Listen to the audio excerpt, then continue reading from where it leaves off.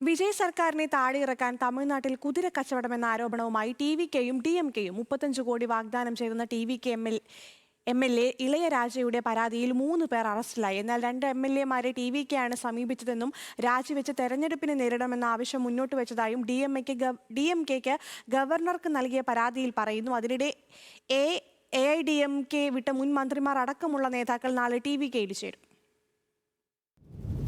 നേതാക്കളുടെ രാജിയും കുതിരക്കച്ചവട ആരോപണവും പൊടിപൊടിക്കുകയാണ് തമിഴ്നാട്ടിൽ. വിജയ് സർക്കാരിനെ വീഴ്ത്താൻ 15 എം.എൽ.എമാരെ രാഷ്ട്രീയ എതിരാളികൾ സമീപിച്ചുവെന്ന ആരോപണവുമായി ഭരണകക്ഷിയായ ടി.വി.കെയാണ് രംഗത്ത് വന്നത്. ഉത്തങ്കര എം.എൽ.എ ഇളയരാജയാണ് പരാതിക്കാരൻ.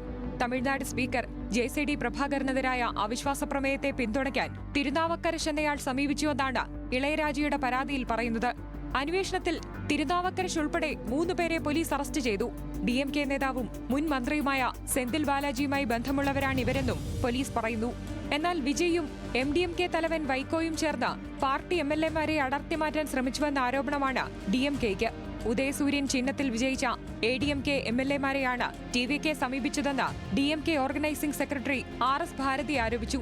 എം.എൽ.എ സ്ഥാനം രാജിവെച്ച് വീണ്ടും ഉപതെരഞ്ഞെടുപ്പിനെ നേരിടണമെന്നും ആവശ്യമായ സാമ്പത്തിക സഹായം ഉറപ്പാക്കുമെന്നുമായിരുന്നു വാഗ്ദാനം നിരസിച്ച 2 എം.എൽ.എമാരും ഡി.എം.കെയ്ക്കൊപ്പം നിൽക്കുമെന്ന നിലപാട് സ്വീകരിച്ചതായും ഭാരതി പറഞ്ഞു.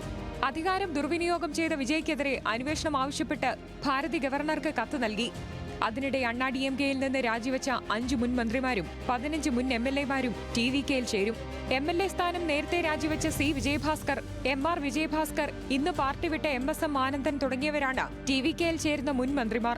നാളെ മാമല്ലപുരത്ത് നടക്കുന്ന ചടങ്ങിൽ മന്ത്രി ആദവ് അർജുന അംഗത്വം നൽകും. കൊഴിഞ്ഞുപോക്കിനു പുറമെ നേതൃത്വത്തിലെ കടുത്ത ഭിന്നത എ.ഐ.ഡി.എം.കെയെ കൂടുതൽ പ്രതിസന്ധിയിലാക്കുകയാണ്. പാർട്ടി വനിതാ വിഭാഗം ഭാരവാഹി യോഗത്തിൽ നിന്ന് ഡെപ്യൂട്ടി ജനറൽ സെക്രട്ടറിമാരായ എസ്.പി. വേലുമണിയും നത്തം വിശ്വനാഥനും വിട്ടുനിന്നു. പാർട്ടി വിടുമെന്ന അഭ്യൂഹം ശക്തമെങ്കിലും ഇക്കാര്യം എസ്.പി. വേലുമണി നിഷേധിച്ചു. National desk news Malayalam.